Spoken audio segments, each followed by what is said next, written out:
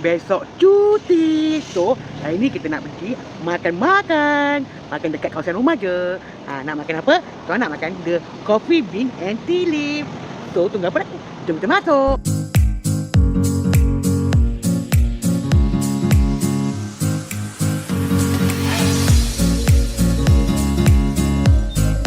Mana? Pergi kopi. Kopi apa nama? The Coffee Bean. Oh, The Coffee Bean.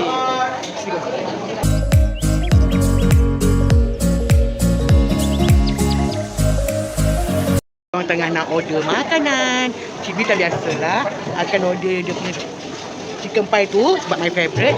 Menu kedua tak pasti lagi. Kita tengok menu dulu, okey. Ayang, akan nak egg club sandwich? Boleh je.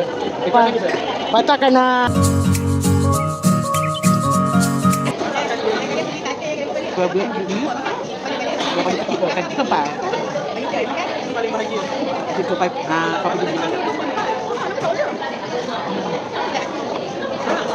Itu kita cuba dengan dia. Sekejap.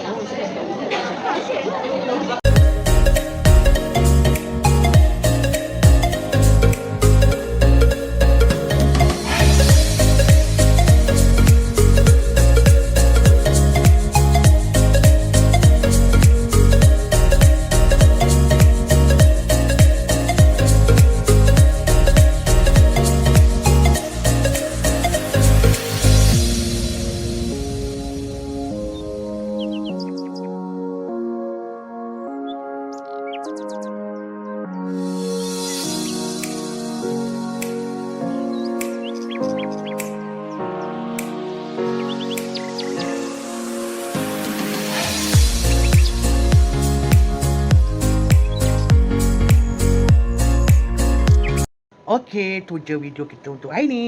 Bye. See you in my next video. Love ya.